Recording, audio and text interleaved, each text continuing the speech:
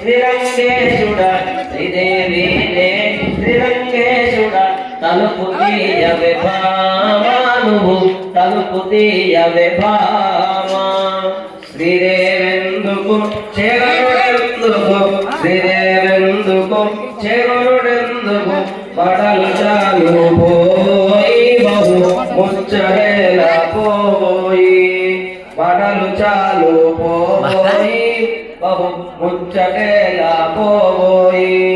చూడండి స్వామి అంటూ ఉన్నాడు. స్వామి బయటికి వెళ్ళిన వెంటనే అమ్మవాళ్ళకు మెలకు వచ్చింది, శ్రీదేవికి మెలకు వచ్చింది, భూదేవి కూడా నిద్ర లేకపోయింది. చూడు, ఈయన ఈ అర్ధరాత్రి కూడా వెళ్ళాడు. ఈ రోజే మధ్యాహ్నమే వివాహం అయింది. మనమంతా ఏకాంతంగా ఉంటాము అని చెప్పి అడవికి వచ్చి మరి ఏకాంతంగా ఉంటున్నాము. అయినా సరే మనకు చెప్పకుండా మధ్యలో లేచి వెళ్ళిపోయాడు.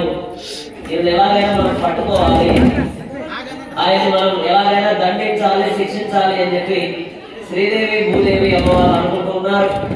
స్వామి ఏమో అసలు వీళ్ళు పడుకొనే ఉన్నారు, ఆగమనించి నిద్రపోతూ ఉన్నారు, వాళ్ళకు వెలుగు వచ్చేలోపు వెళ్ళాలి అనేది స్వామి అనుకుని చక్కగా లోపలికి వెళ్తూ స్వామి అంటున్నాడు, శ్రీదేవి శ్రీరంగేశుడా, శ్రీదేవి నేను శ్రీరంగేశుని రంగనాథుని తలుపు తీయవే భామా నువ్వు తలుపు తీయవే భామా.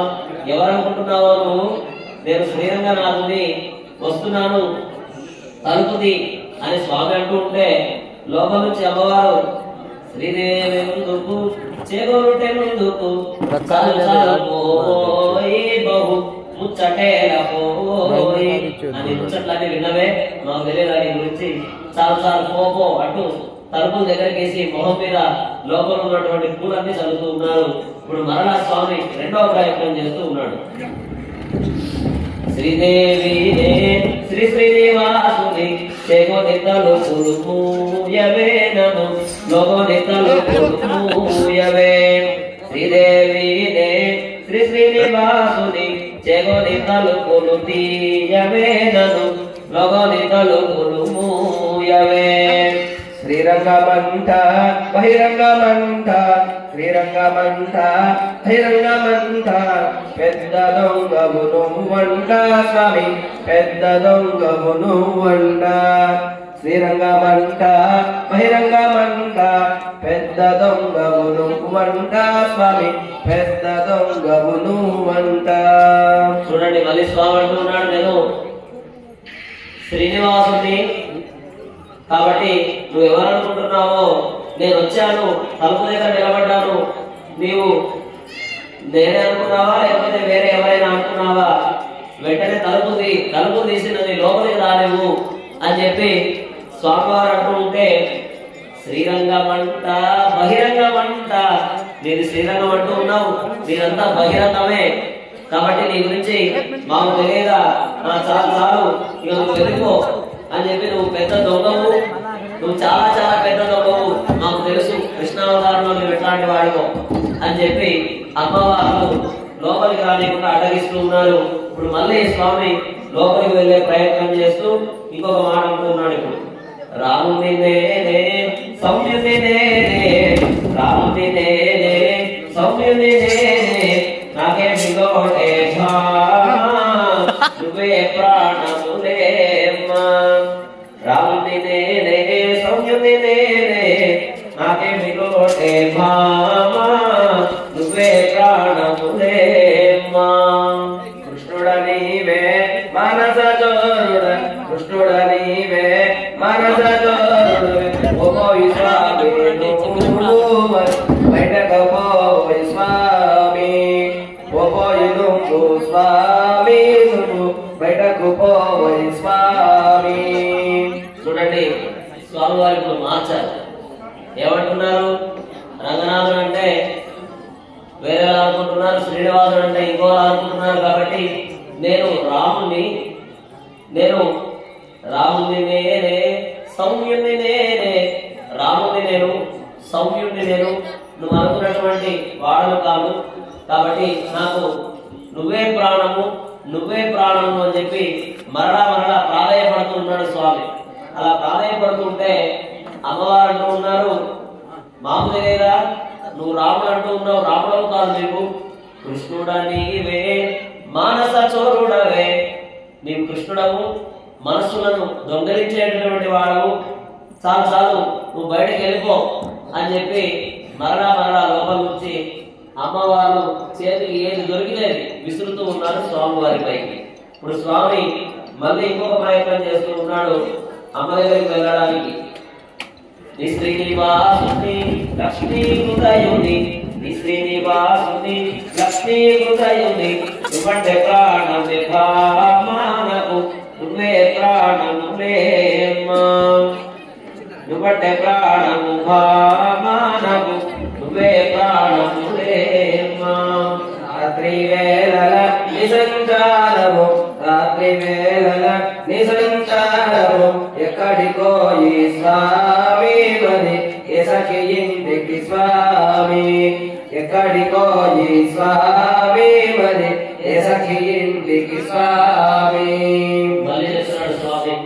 మళ్ళీ వెంటనే నీ శ్రీనివాసుని, నీ నివాసుని నేను, శ్రీ నివాసు లక్ష్మీ హృదయమే, నువ్వే హృదయంగా కలిగినటువంటి వాడను నేను, కాబట్టి నన్ను లోపలికి రాలేవు అని చెప్పి నాకు నువ్వే ప్రాణము అని చెప్పి స్వామివారు ప్రాధాన్యపడుతూ ఉంటే అమ్మవారు అంటూ ఉన్నారు, రాత్రి వేళలో నీ సంచారము, ఈ రాత్రి వేళలో నీ సంచారం ఎక్కడికి? అసలే మనం వచ్చింది అరణ్యానికి కదా, రాజ్యంలో కూడా లేవు, మనం బయట జనారణ్యంలో లేవు, మనం ఉన్నది అభయారణ్యంలో ఉన్నాం. కాబట్టి రాత్రి వేళలో నీ సంచారం ఎక్కడకో ఈ స్వామి, ఏ సఖి ఇంటికి స్వామి, ఏ సఖి దగ్గరికి వెళ్తున్నావు, ఏ గర్ల్ ఫ్రెండ్ దగ్గరికి వెళ్తున్నావు, ఎవరి దగ్గరికి వెళ్ళావు ఏంటి అని చెప్పి అమ్మవారు లోపల నుంచి అంటూ ఉంటే మరలా స్వామి ఇంకొక ప్రయత్నం చేస్తూ ఉన్నారు. సింహపు వేటకు జింకలు అరువగా, సింహపు వేటకు జింకలు అరువగా, పరుగు నిడితిని భామానెరు, రక్షణ చేతిని భామ, పరుగు నిడితిని భామానెరు, రక్షణ చేతిని భామ.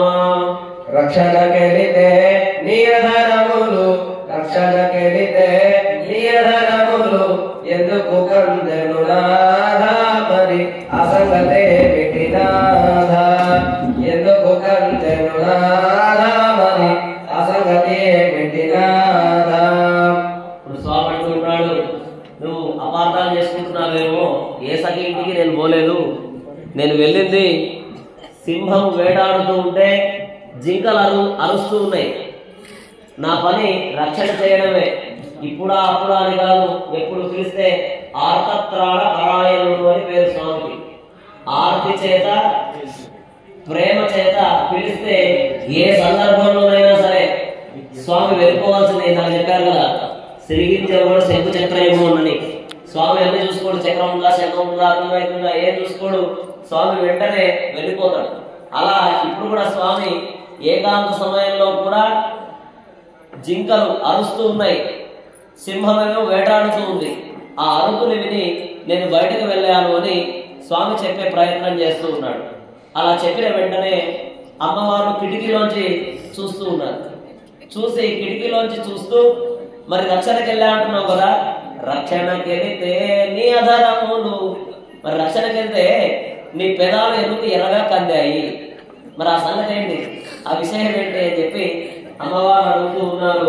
అప్పుడు వెంటనే మళ్ళీ స్వామి చెప్తూ ఉన్నాడు, శ్రీపాంచజన్యము నే పూరించగా, శ్రీపాంచజన్యము నే పూరించగా, సింహము బెదిరెను భామాన, అధరము కందెను భామ. శ్రీపాంచజన్యము నే పూరించగా, సింహము బెదిరెను భామాన, అధరము కందెను భామ. వెన్నెల దొంగవు మాయల మారివి, వెన్నెల దొంగవు మాయల మారివి, మాటలు చాలు స్వామి అని కూటకాలే స్వామి. మాయల మారివి, మాటలు చాలు స్వామి అని కూటకాలే స్వామి. చూడు స్వామి అంటూ ఉన్నారు, నా అదరాలకు అందాయి అని మీరు అనుకుంటూ ఉన్నారు. నా దగ్గర పాంచజన్యం అనేటటువంటి ఒక శంఖం ఉంది. ఆ శంఖం పట్టుకొని వెళ్ళా నేను అడవికి వెళ్ళినప్పుడు. శ్రీ పాంచజన్యము నే పూరించగా సింహము బెదిరెను నా అధరము కందెను అంటూ ఉన్నారు స్వామి.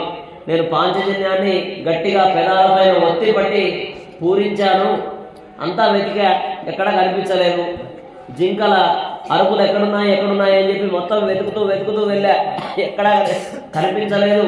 సింహము జాడలేదు, జింకల చప్పుడు లేదు. కాబట్టి వాటిని బెదిరిద్దాము అన్నటువంటి ఉద్దేశంతో పాంచజన్యాన్ని గట్టిగా ఒత్తిపట్టి పూరించాను. తద్వారా ఆ యొక్క సింహము అదిరిపోయింది, బెదిరిపోయింది, పారిపోయింది, జింకలు రక్షింపబడ్డాయి అని చెప్పి స్వామి చెప్తూ ఉంటే అమ్మవార్లు నమ్మట్లేదు. నువ్వు వెన్నెల దొంగవు, నువ్వు ఎన్ని దొంగతనాలు చేశావో మాకు తెలియదా? కృష్ణావతారంలో నీవు చేయనటువంటి చిలిపి పనులన్నీ లేవు. స్త్రీలంతా స్నానం చేయడానికి వెళ్తే వాళ్ళ వస్త్రాలు దొంగలించుకొని వెళ్ళిపోయారు. ఉట్టి మీద పాలు పెరుగులన్నీ కూడా క్షణం కూడా ఉంచలేకపోయాం.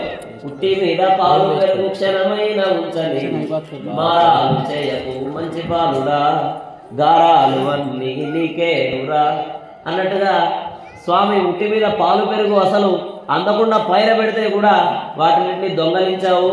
జిత్తుల వారి వేషాలన్నీ వేశావు. నువ్వు చేయనటువంటి కొంట పనులు, చిలిపి పనులు ఏవి కూడా లేవు. అట్లాంటి వాడవు నువ్వన్నీ కూడా దొంగతనాలు అన్నీ ఎక్కువగా చేస్తూ ఉంటావు. అన్ని బూటకాలన్నీ చెప్తూ ఉంటావు. అన్నీ కట్టిపెట్టు, ఇంకా చాలే, నీ గురించి మాకు బాగా తెలుసు, నువ్వు బయటకు వెళ్ళిపో అని చెప్పి మళ్ళీ అమ్మవారు లోపల నుంచి అంటూ ఉంటే స్వామివారు మళ్ళా ఇంకొక ప్రయత్నం చేస్తూ ఉన్నారు. నమ్మకపోతే ఏం చేయమందు, నమ్మకపోతే ఏం చేయమందు, అగ్నిలో దూకెదమారేరు విషముగా నమ్మకపోతే ఏం చేయమందు, అగ్నిలో దూకెదమారేరు విషముగా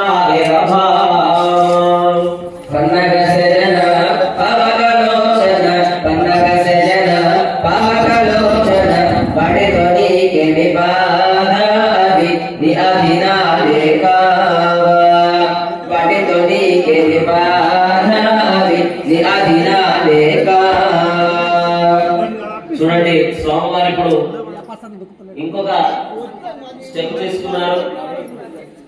స్వామివారు ఏమంటున్నారంటే, నమ్మకపోతే ఏం చేయాలి? నేను ఎంత చెప్పినా నువ్వు నమ్మట్లేదు. పాంచజన్యాన్ని పూరించాను, సింహాలను బెదరగొట్టాను, జింకలను రక్షించాను అని ఎన్ని చెప్పినా నువ్వు నమ్మట్లేదు కదా, మరి ఏం చేయాలి? నమ్మకపోతే ఏం చేయమంటావు? మరి ఏం చేయమంటావు? నన్ను అగ్నిలో దూకాలా, విషం తాగాలా? చెప్పు. అగ్నిలో దూకమంటే దూకేస్తా, విషం తాగమంటే తాగేస్తా అని చెప్పి స్వామివారు కాస్త గట్టిగా అరవడం ప్రారంభించారు. అమ్మవారు కూడా లోపల నుంచి అంతే గట్టిగా అంటూ ఉన్నారు. పన్నగ శయన పావకలోచన. విషం తాగుదా అంటూ ఉన్నావు. ఆ విషం ఎక్కడి నుంచి వస్తుంది? పాముల నుంచి వస్తుంది. ఆ పాముల పైనే నువ్వు పడుకుంటావు, ఆదిశేషుడి పైనే పడుకుంటావు. ఆ పాముల్ని ఆభరణాలుగా ధరిస్తావు. విషం తాగితే నీకేమవుతుంది? తర్వాత అగ్నిలో దూకుతా అంటూ ఉన్నావు. ఇంద్రాది అష్టదిక్పాలకులంతా నీ ఆధీనంలోనే ఉంటారు. అగ్నిలో దూకితే నీకేమవుతుంది? విషం తాగితే నీకేమవుతుంది? ఏం చేసుకున్నా నీకేమీ కాదు. నీ గురించి మాకు తెలుసులే, ఇక చాలు పో. అవన్నీ నీ ఆధీనాలే, అవన్నీ నీ ఆధీనంలోనే ఉంచుకొని కూడా నువ్వు మళ్ళీ ఇట్లా మాట్లాడుతున్నావు అని చెప్పి అమ్మవారు అంటుంటే స్వామివారు మళ్ళీ ఇంకొక ప్రయత్నం చేస్తున్నారు లోపలికి వెళ్ళడానికి. మాటలు ఏలనే శపథాలేలనే, మాటలు ఏలనే శపథాలేలనే, ఏం చేయమందువే భామాను ఆజ్ఞాపించవే భామా. మాటలు ఏలనే శపథాలేలనే, ఏం చేయమందువే భామాను ఆజ్ఞాపించవే భామా. ఆజ్ఞలు కాదులే ఆజ్ఞలు కాదులే, ఆజ్ఞలు కాదులే ఆజ్ఞలు కాదులే, నన్ను దిలెల్లకు నాథ, నన్ను విడిచిపెట్టకు నాథ. ఆజ్ఞలు కాదులే ఆజ్ఞలు కాదులే, ఆజ్ఞలు కాదులే ఆజ్ఞలు కాదులే, నన్ను దిలెల్లకు నాథ, నన్ను విడిచిపెట్టకు నాథ. చూడండి, స్వామివారు అంటున్నారు, మరి నేను ఏం చెప్పినా నువ్వు నమ్మట్లేదు, విషం తాగుతా అంటే నమ్మట్లేదు, అగ్లో దూకుతా అంటే నమ్మట్లేదు, మరి ఏం చేయాలి?